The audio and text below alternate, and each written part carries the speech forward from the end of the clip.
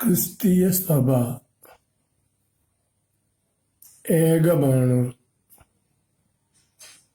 സമ്പൂർണമാണ്, സാർവത്രികമാണ്. അതെ, സഭ മനുഷ്യനാൽ മെനയപ്പെട്ടതല്ല. സഭ മനുഷ്യ വ്യക്തികളാൽ നിർമ്മിതമല്ല. സഭ ദൈവത്തിന്റെ പരിശുദ്ധാത്മാവിനാൽ നിർമ്മിതമാണ്. സഭയിൽ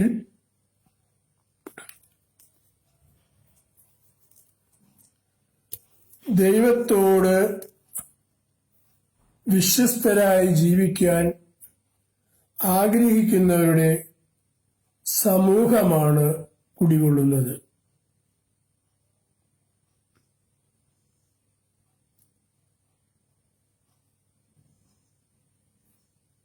ദൈവം മനുഷ്യമക്കളോടുള്ള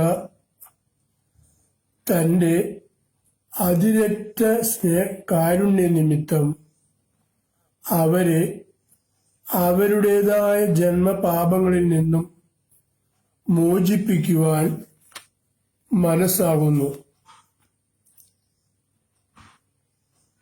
ഈ മോചനത്തിനായി അവിടുന്ന് തെരഞ്ഞെടുത്തത് അവരുടെ പാപത്തിന് പരിഹാരം ചെയ്യുക എന്നതാണ്. സ്വയം രക്ഷിക്കപ്പെടുവാനാകാത്ത മനുഷ്യനെ അവന്റെ എല്ലാവിധ തിന്മകളിൽ നിന്നും മോചിതനാക്കി മകൻ എന്ന പൂർണ്ണ രൂപത്തിലേക്ക് മടക്കിക്കൊണ്ടുവരുവാൻ ദൈവം കണ്ടെത്തിയ പോംവഴിയാണ് പാപപരിഹാരം. ആ പരിഹാരത്തിന്റെ മൂർത്തി ഭാവമാണ് യേശുക്രിസ്തു.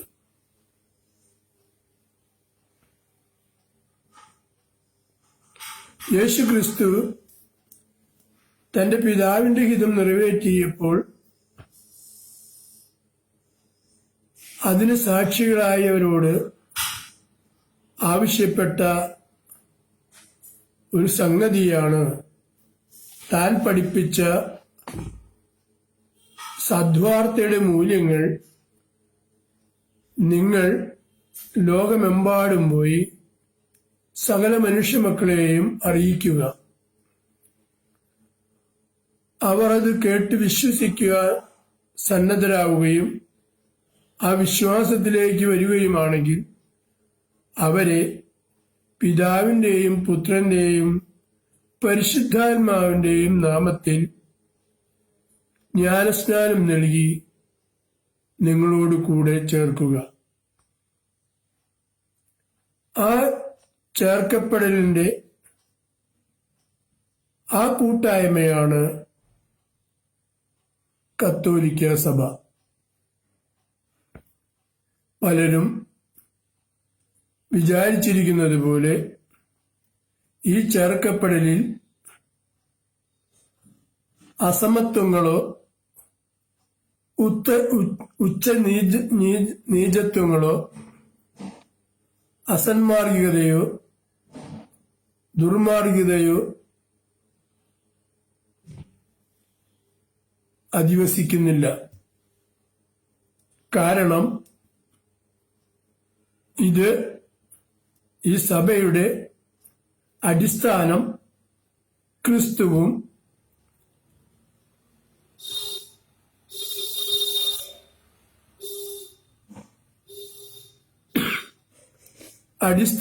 ക്രിസ്തുവും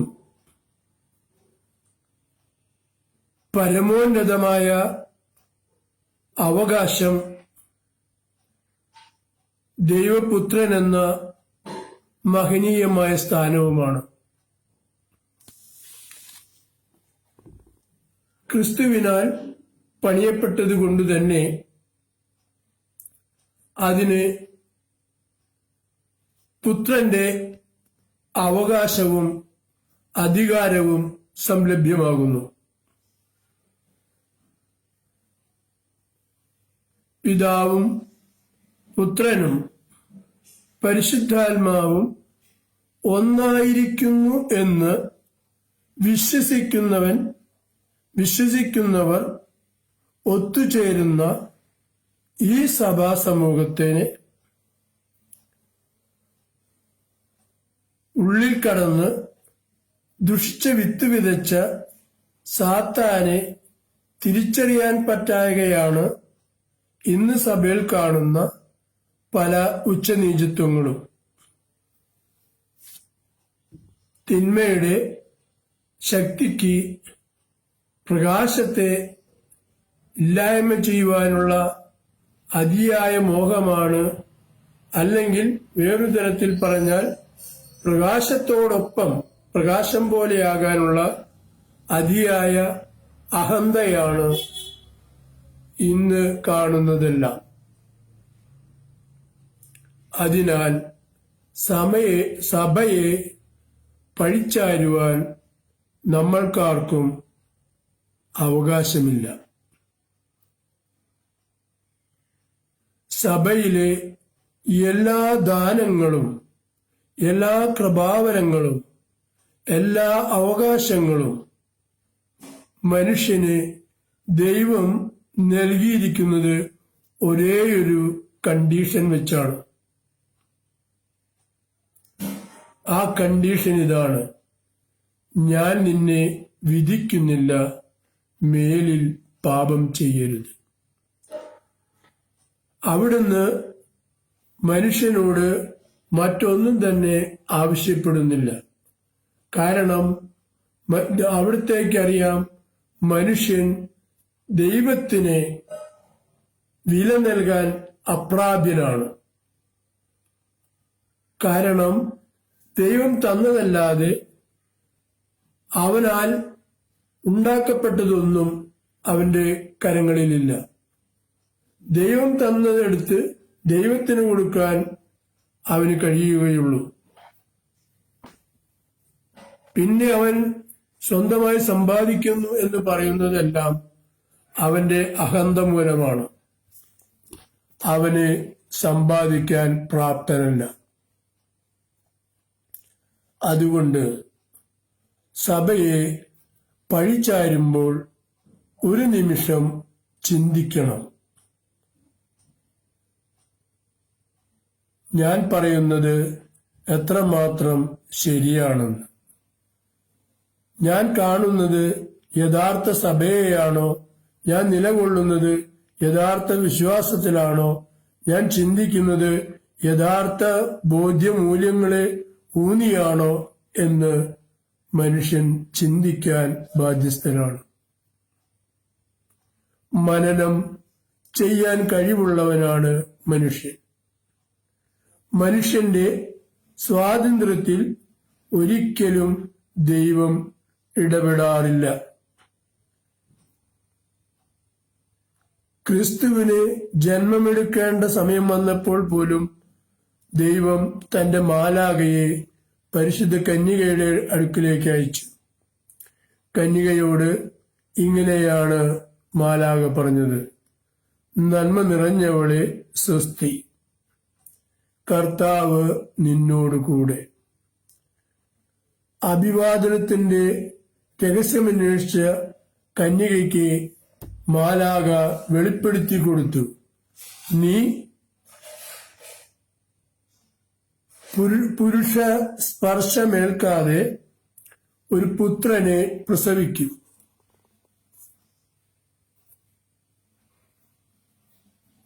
ഇന്നിപ്പോൾ നമ്മുടെ പെൺമക്കളോട് പറഞ്ഞാൽ അവർ അതിന് യെസ് മൂളും. കാരണം എളുപ്പമുള്ള പരിപാടിയെന്ന് മനസ്സിലാക്കി. പക്ഷെ അന്ന്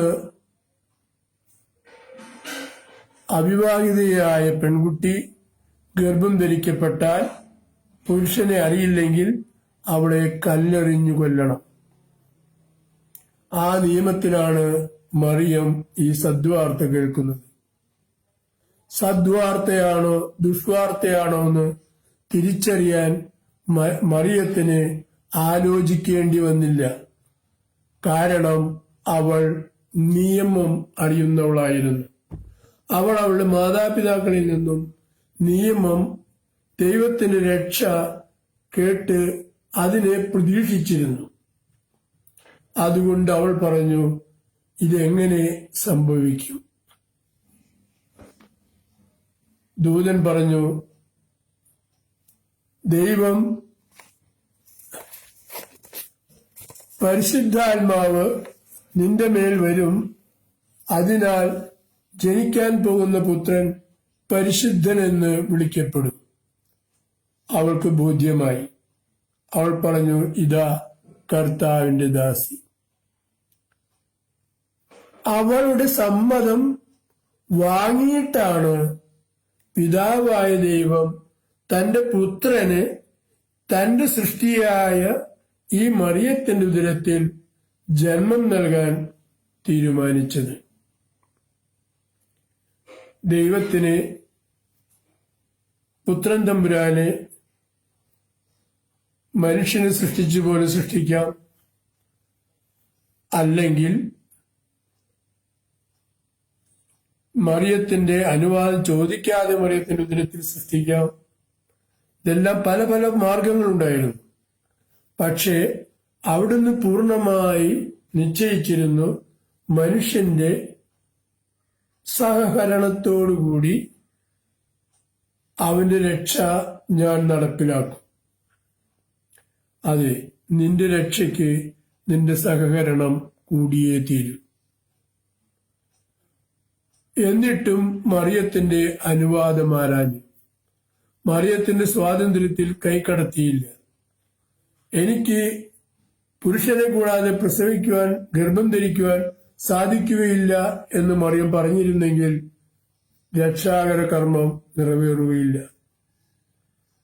പക്ഷേ വചനം അറിയാവുന്ന മറിയം, നിയമം അറിയാവുന്ന മറിയം, രക്ഷ പ്രതീക്ഷിച്ചിരുന്ന മറിയം ദൈവത്തിന് തന്റെ സമർപ്പണം കാഴ്ചവെച്ചു. അപ്പോൾ ഇങ്ങനെയാണ് മനുഷ്യനെ ദൈവം രക്ഷിക്കാൻ തുനിഞ്ഞത്. ഈ പുത്രനാണ് ഈ സഭ സ്ഥാപിക്കുന്നത്. ഈ സഭയുടെ ശിരസ്സാണ് രക്ഷകനായ പുത്രൻ തമ്പുരാൻ യേശു.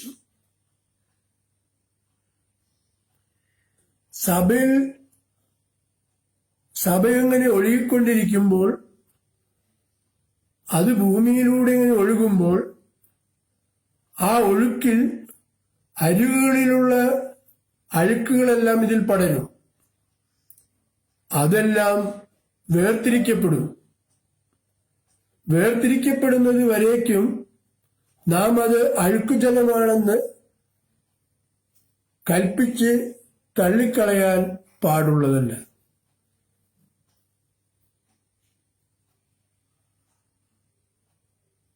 മെതിക്കളത്തിൽ കൊയ്ത്തുപാടത്ത് നിൽക്കുന്ന വിളയിൽ കേടുള്ളതും പതിരുള്ളതും നല്ലതും ഉള്ള വിളകളുമുണ്ട്. കൊയ്ത്ത് കഴിയുമ്പോൾ അത് പതിരിന്റെ വഴിക്കും വിത്തിന്റെ വഴിക്കായി നാം വേർതിരിക്കുന്നു. ഇതുതന്നെയാണ് സഭയിലൂടെ കടന്നുവരുന്ന ഓരോ വ്യക്തിത്വങ്ങളുടെയും വേർതിരിവ്. നന്മയെ സ്നേഹിച്ച് നന്മയിൽ അധിവസിക്കുന്നവൻ നന്മയോടുകൂടെ നല്ല വിത്തിലേക്ക് മാറ്റപ്പെടും. കളകളോടുകൂടെ നടന്നവൻ കളകളോടുകൂടെ തീയിലേക്ക് മാറ്റപ്പെടുന്നു.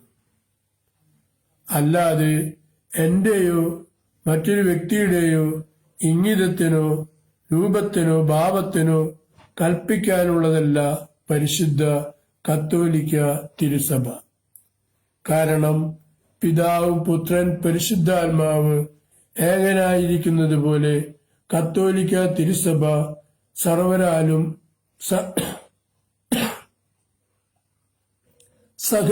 സകലതിലും ഒന്നായി ഏകത്വമാണ്. അത് വിസ്മരിച്ചുകൂടാ.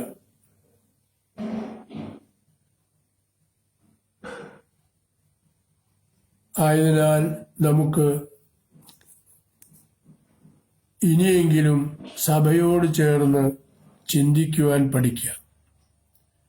അതിൻ്റെ വന്നിട്ടുള്ള പുഴുക്കേടുകളെല്ലാം തുരന്നു കളഞ്ഞ് അതിൽ മരുന്ന് പുരട്ടി, ആ ദിവ്യ വൈദ്യന്റെ ഔഷധം പുരട്ടി അതിനെ സംരക്ഷിക്കുക. നാം നോക്കുമ്പോൾ പല പോരായ്മകളും സഭയിൽ കണ്ടേക്കാം. ഇല്ലെന്ന് പറയാൻ ഞാനും വാദിക്കുന്നില്ല. അനവധി പോരായ്മകൾ സഭയിൽ ഇന്ന് കാണാം. ആ പോരായ്മകളെല്ലാം വന്നു ചേർന്നത് സഭയെ പരിരക്ഷിക്കുന്നവന്റെ കുറവുകൊണ്ടല്ല, മറിച്ച് അവന്റെ ശക്തി മൂലം സഭയെ മേൽ ഏൽക്കുന്ന ഓരോ പൈശാചികത്തിന്റെയും തിന്മയുടെയും അധീശ ശക്തികളുടെ താണ്ഡവമാണ്. അത് തിരിച്ചറിഞ്ഞ് അതിനെ പ്രതിരോധിക്കേണ്ടത് സഭാവിശ്വാസികളുടെ ബാധ്യതയും കടമയുമാണ്. സഭയെ ഭരമേൽപ്പിക്കപ്പെട്ടിരിക്കുന്നത് പത്രോസിന്റെ കരങ്ങളിലാണ്. ആ കരങ്ങൾക്ക് ശക്തി പകരുക എന്നതാണ് സഭാവിശ്വാസികളുടെ ബാധ്യതയും. ആയതുകൊണ്ട് നമുക്ക് ഇവിടെ വെച്ച് ഒന്ന് ചിന്തിക്കാം. സഭയിലെ പോരായ്മകളെ ഉയർത്തിപ്പിടിക്കേണ്ടതാണോ, അതിനെ അടച്ചുവെക്കേണ്ടതാണോ എന്ന്. ഉയർത്തിപ്പിടിക്കേണ്ടവയെ ഉയർത്തിപ്പിടിച്ച് പോരായ്മകളെ പുറന്തള്ളി സഭയെ സംശുദ്ധീകരിക്കേണ്ട ചുമതല ഓരോ ക്രൈസ്തവനും ഉണ്ട്. ഓരോ വിശ്വാസിക്കും അതിൽ ബാധ്യതയുണ്ട്. അതിനെ മൂടിവെക്കുന്നവനാണ് സഭയ്ക്ക് ദോഷം ചെയ്യുന്ന വ്യക്തി. അതുകൊണ്ട്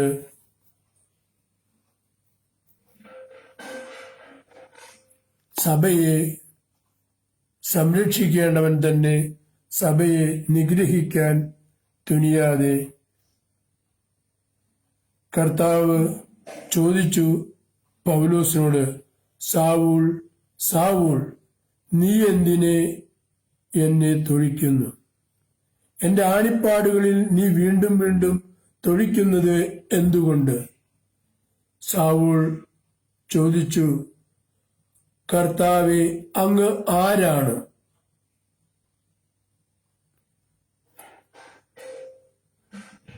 അവിടുന്ന് പറഞ്ഞു, നീ തൊഴിക്കുന്ന നസ്രായനായ യേശുവാണ് ഞാൻ. ആ തിരിച്ചറിവ് അവന്റെ കണ്ണു തുറന്ന കർത്താവ് നമുക്കും കണ്ണു തുറന്നു തന്ന് ആ തിരിച്ചറിവ് നൽകുവാൻ പ്രാർത്ഥിക്കാം. സഭയെ പീഡിപ്പിക്കുന്നതിൽ നിന്നും നമുക്ക് പിന്തിരിയാം. കർന്നേലിയൂസിനോട് കർത്താവ് പറഞ്ഞു, കർന്നേലിയൂസ് കർത്താവിനോട് ചോദിച്ചത് ഇങ്ങനെയാണ്, സാവൂളിന് കാഴ്ച നൽകാൻ കർന്നേലിയൂസിനോട് ചെല്ലാൻ പറഞ്ഞപ്പോൾ കർന്നേലിയൂസ് പറഞ്ഞു, കർത്താവെ, അവൻ സഭയെ പീഡിപ്പിക്കുന്നവനാണ്. നിന്റെ നാമത്തിൽ വിശ്വസിക്കുന്നവരെ ബന്ധിച്ച് കാരാഗൃഹത്തിലടയ്ക്കാനാണ് അവൻ വന്നിരിക്കുന്നത്. ഞാൻ അവന് കാഴ്ച കൊടുക്കണമോ എന്നാണ് ആ ചോദ്യം. കർത്താവ് ഇങ്ങനെയാണ് പറഞ്ഞത്, എന്റെ നാമത്തെ പ്രതി അവൻ എത്രമാത്രം സഹിക്കേണ്ടി വരുമെന്ന് ഞാൻ അവന് കാണിച്ചു കൊടുക്കും. അവൻ വഴിയാണ് വിജാതിയർക്കുള്ള സുവിശേഷം നൽകപ്പെട്ടത്. അതുകൊണ്ട് പ്രിയ സഹോദരങ്ങളെ, സഭയെ അതിൻ്റെ ആണിപ്പാടുകളിൽ തൊഴിക്കുന്ന നിങ്ങളുടെ ക്രൂരമായ പ്രവൃത്തികൾ നിർത്തിവെക്കുക.